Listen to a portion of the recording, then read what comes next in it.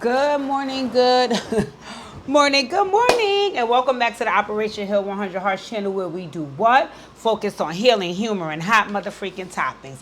If you are now tuned into this segment of my channel, you're tuned into the Dear Deidre segment where we focus on the healing of folks. So, before I even get started, if you're new here, please go like, comment, share, subscribe. Stick around, and hear the entirety of this Dear Deidre letter so I can hear some of your feedback. Let's get it going. Dear Deidre, I want to start off saying that you are super dope and I have a lot of admiration for you. This is why I ran to you for some advice and feedback. Now, I want to say that I am a manly man. I believe that women are queens and I treat them as such. But the women I have been running into have been giving me hell. I treat them with respect, I show them love, I treat them out, and I don't ask for anything in return. All I ask to be treated like a king, which is all I want is love, loyalty, and respect. I have been dating this lady, and at first she was everything that I was looking for. So I thought. This woman has disrespected me, cursed me out, yelled in front of my kids, embarrassed me in front of my neighbors, just pure effery. I have given her chance after chance to get right. She keeps apologizing and saying that she wants to change, but the second I let her in, boom, she is blowing up again. I told her I believe it's her drinking, but she's saying it's her past trauma. And to make matters worse, my young daughter is starting to talk to me crazy. My sister says she believes it's because I have allowed this woman to disrespect me and I let her back in, and my daughter sees it as well. And my daughter is figuring if she can do it, so can I. I don't want my daughter to think it's cool to disrespect me or any other real man that comes in her life. I know I'm not setting a good example. I don't have low self-esteem, so I don't think. But I just can't figure out what's going on and why I keep letting these kind of women in my life. Sincerely, trying to fool myself or convince myself. Alrighty. First of all, let me take a little sip.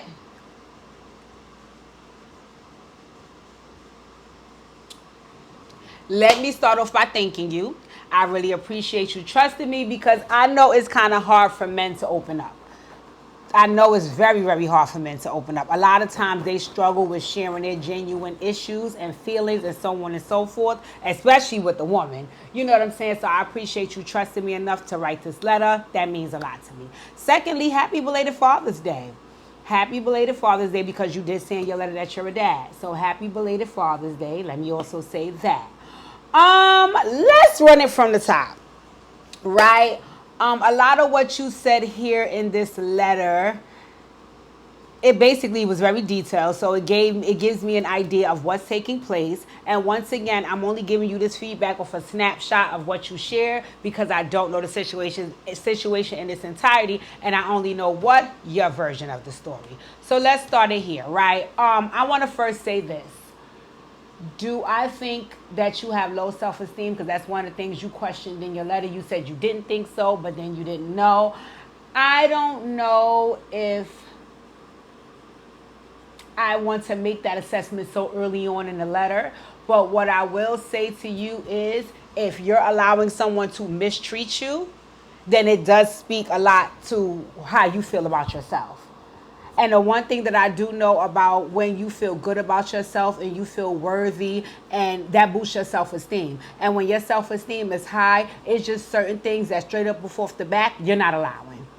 Right? You are not allowing. No matter how nice a person is, no matter how long you've known them, no matter what they've been through and what they've shared with you, no matter how compassionate or kind and loving you may be, you are not allowing certain things because just where you are within self, it doesn't sit right with you.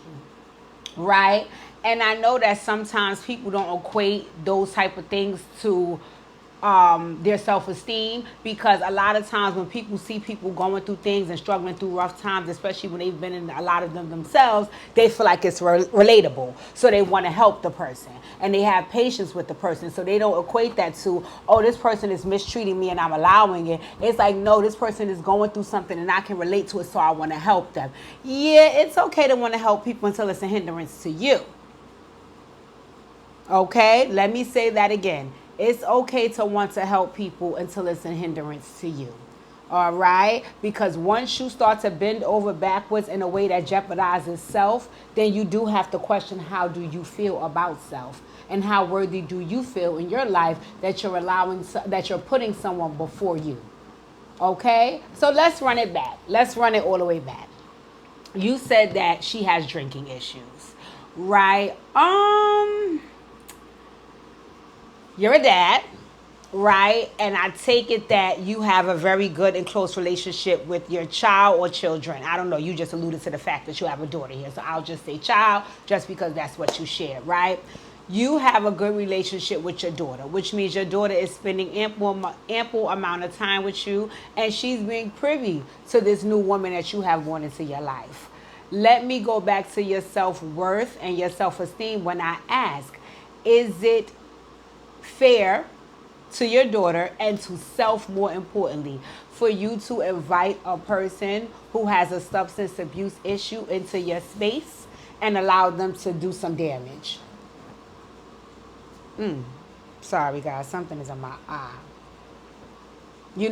Does it make sense to say, well, this person, which you've assessed, has a drinking issue, and as a result of their drinking issues, they tend to lash out, be violent, be disrespectful, but I'm going to allow them to not only be in my space, but be in my child's space?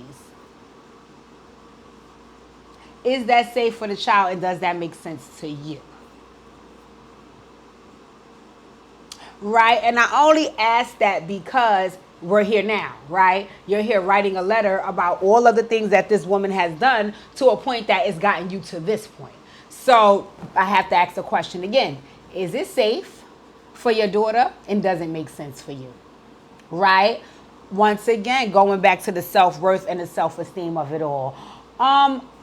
If it's one thing to say, okay, I deal with a person, and because of their traumas, every now and again they have outbursts, right? Every now and again can be once a year. Every now and again can be once every 90 days, right? Maybe in that sense you could be more tolerant because you know what triggers it, they know what triggers it, and you guys are working through that. But if the behaviors are consistent and if they escalate, is it just that this person is being triggered and has a little bit of issues, or is it a full-blown problem that needs to be addressed? And from what it sounds like, this behavior has escalated. It went from just happening between you and her to happening in front of your children to happening in front of neighbors. It seems like the behavior has progressed and progressed and progressed and progressed. So my question there is, if this person has all of these traumas and issues from the past that, according to you, makes them drink a lot and act out in this way, does this benefit you to keep them around? Because my first question was, does it benefit you to bring them around? Now, my next question is, does it benefit you to keep them around? Also, Dad, you are leading by example for your child, right? You are your daughter's first knight in shining armor, your daughter's protector, your daughter's hero, right? In my opinion, and I could be wrong, I'm just saying this as a daughter, I've never been a parent, right?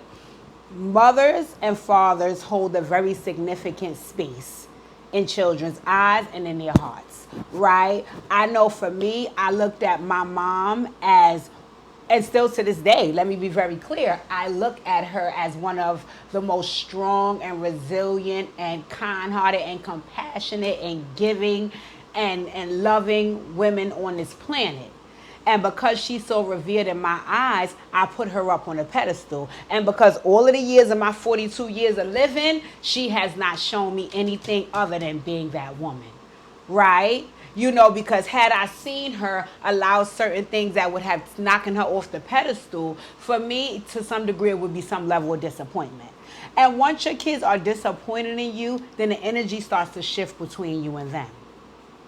So I could imagine if your daughter is there being privy to you inviting this woman into our space, and now she's here disrespecting you, and you're allowing it and continuously inviting her into our space. Now I feel like I can disrespect you because I'm disappointed in you. I'm disappointed in you. Why would you be allowing this? And not only why are you allowing this to happen to her, why are you allowing this to happen to me? I don't want to see anybody disrespect you. I love you. I care about you. So I think your daughter is definitely acting out because what she's seeing, but I also know that you're a contributing factor to that because you're exposing her to that. And I, once again, have to question, why are you even exposing yourself to that if, according to what you said in your letter, all I want to do is treat women like queens and shower and adore them? So why would you why would you want to be entertaining a person who doesn't want to do the same for you? Now, let's go back to some of the things you said that, I don't know, would lead me to believe a person in the world that we live in would think it's okay to take advantage of you. So what you said was, you basically shower women with gifts and treat them like queens and uplift and uphold them and so on and so forth, right? I as well, right? I'm in a relationship. I do the same for my Pookie, right? But what my mom taught me, once again being the woman that she is, and I believed her, and then I watched it play out, is there's nothing wrong with being nice to a person, treating them a certain type of way, loving them in a certain type of way, and being there for them in a certain type of way. But you don't just walk around giving that out to any and everybody. These are things that people have to earn. And because we live in a world where not everybody is worthy of those actions and behaviors toward them, you have to kind of assess and weed out who deserves it and who doesn't. And I think for you, if you're walking around with the mindset of, I think that all women are queens and I should treat every woman as such, I think that some women are going to view you as a poo-putt, and in turn, they're going to take advantage of you. Am I saying this right? No. Excuse me. Not at all. But I've been guilty of it. I have been guilty of it, so I know how it goes. When I was younger, I did the same thing. I watched my mother and my father be in love for 30 years. Very rarely any fights. Thick as thieves, would do anything for each other, right? So as soon as I got out in the dating world, my whole thing was, okay, well, I have to find my Miguel, which is my dad, and I have to show up the way my mom is showing up, and we're just going to be thick and thieves and so in love for the next 30 years of my life. One of the things that my mom shared with me when I was on my third failed relationship, or second, I can't remember, she sat me down. And when I did the same conversation, had the same conversation that she'll have with me, except I had it in tears. And I was just saying to her, well, Ma, I've done this, and I've been this way, and I've been loyal and faithful and understanding and supportive. And my mom said, yeah, for a man you knew 90 days. At what point within those 90s did you deem him worthy of everything that you have to offer and bring to the table? Khadijah, you can be nice, you can be respectful, you can be cordial, you can even be to some degree understanding. But to offer him everything you have and not even know who he really is makes absolutely no sense for the world that we're living in. Because what people will turn around and do, take advantage of that. And once people like us, who wants to uplift and uphold kings and queens and all that, get taken advantage of, then we become the bitter, broken, sour people. And we now begin to spread all of that misery all over everybody we meet and encounter because of the negative experiences that we actually allowed to take place in our life. But we disguise it as, they did me wrong. They was not right. I only upheld and uplifted them. And they just shitting on me. Yeah! Yes, because you bent over, opened your mouth, and you allowed them to do so. So am I saying that when you meet women, you shouldn't uphold them as queens and want to treat them with the utmost respect and so on and so forth? 100%. I think that you should.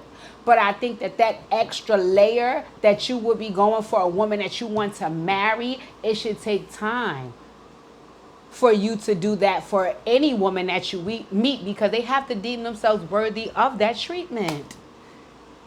And if you're just walking around saying, I want to give this to anybody because I need to be in love, people are going to sense that on you and take advantage of you every time. They're going to act like they're in love with you. They're going to come around, smile, get everything they can from you because you're such a nice person. And when they get tired, they're going to dip, or they're going to eventually continue to take advantage of you until you get tired. And either way, that leaves you bitter and broken. So while I think it's a beautiful thing that you're that type of man, and I encourage you to continue to be that way, I just have one thing to say about that, is when you decide that you want to treat a woman like the queen you would marry, let her have earned that queen treatment and queen behavior. Okay? Now, another thing that you said in your letter too was you said, well, the only thing that I ask is that you treat me like a king. Right? And then you said that only consists of loyalty and love, I think you said. That's it? That's all you need from a woman? Nothing else. Because if there are other factors, my dear, I think you need to start jotting them down. Because once again, the behaviors that you getting on with, I was guilty of. I remember I said, well, for me, it's not about money. As long as a man shows up as loyal and understanding and this and this and that and that and this, I don't really care. Excuse me? That's not realistic. That's not realistic. That's not realistic. That's not being an adult. That's not having a grown-up relationship. We live on this earth and survive with money.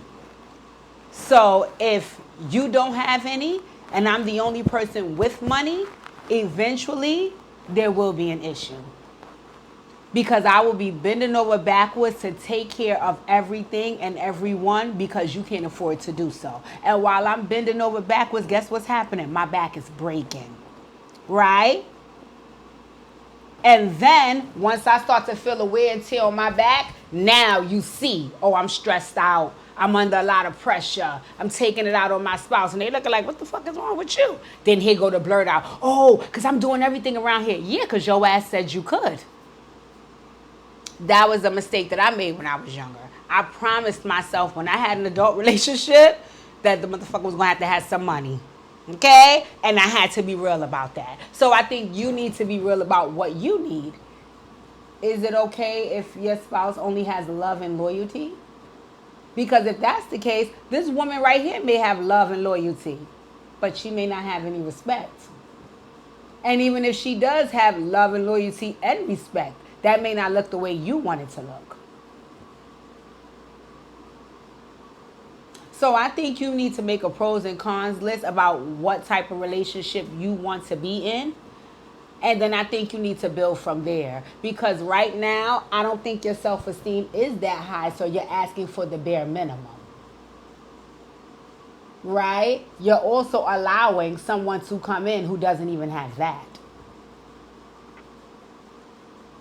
Because the only way to believe an apology is through change behavior. It's no way that a person can tell you they didn't mean to do something and they're apologetic about it without showing you.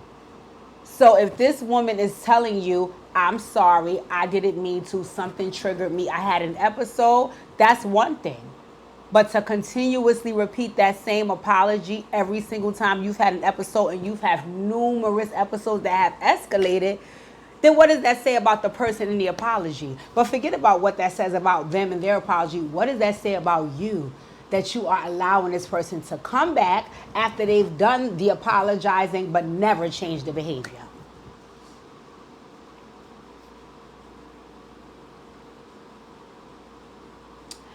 I don't think it's a wise decision to allow someone to mistreat you.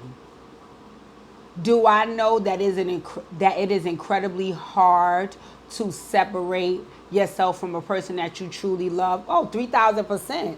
3,000%. I know it's a struggle to say, oh, I love a person, but I'm not fucking with them. The hardest thing on a fucking planet to do. When I tell you it's the hardest thing to do with family, it's the hardest thing to do with friends, it's the hardest thing to do with lovers. It is literally one of the hardest things for any human being to do on this planet. But what we have to realize is when it needs and must be done. Okay? And in a situation like this one, not only isn't this fair, but it's also dangerous. It's also very, very dangerous because now it's shifting and molding the behavior in your young person because what you're exposing them to. And that's not fair. That is not fair. From what it sounds like, prior to the situation, you and your daughter had an excellent relationship. That's because you were upheld and uplifted in a high regard in her eyes. Now for her to watch you allow someone to diminish that view she has of you, Why would you want to expose your baby to that? Don't you want to be her superhero? Don't you want to be her knight in shining armor? And if so, you have to do your best to show up as such. This is not your best. This is not your best, because if you're the king that you're saying to me in your letter, then the king in you wouldn't allow such behavior towards you, and definitely you wouldn't be exposing your children to it.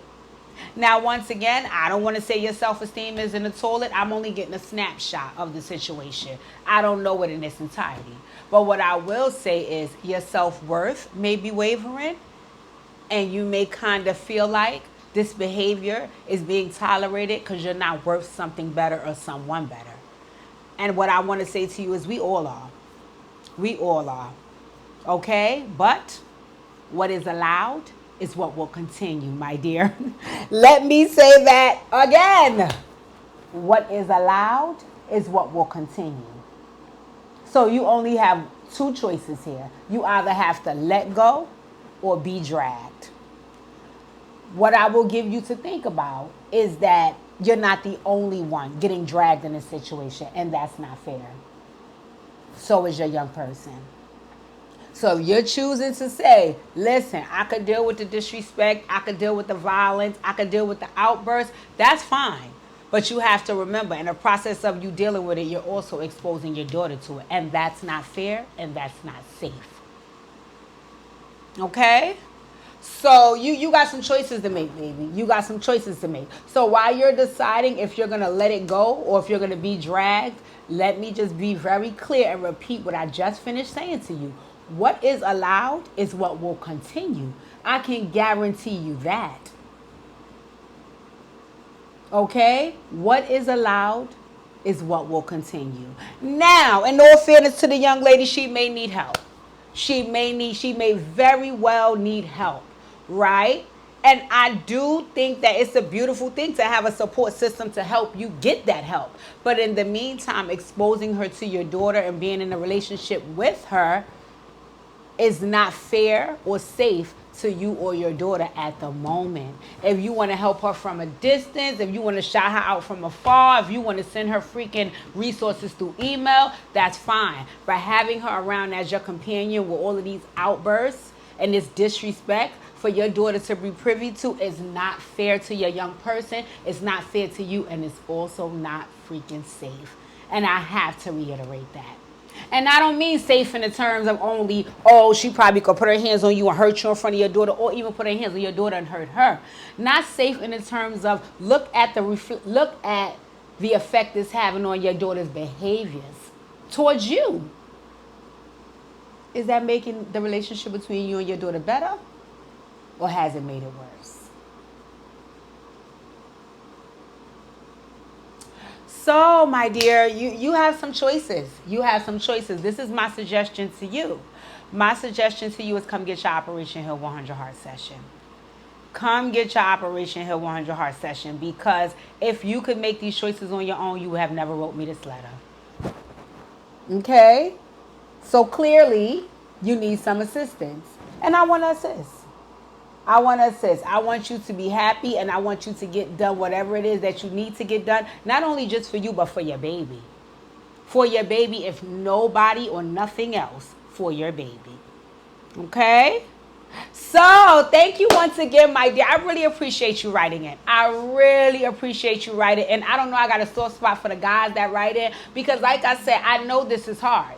I know this is hard. Males are not so forthcoming with their feelings and their issues. So I know it's not easy to put into words to another person, and a female at that, about what you're feeling and what you're growing through. But what I do know is we're all growing through something. And as long as we attach ourselves to one another and try to help assist pulling one another up, we will get there.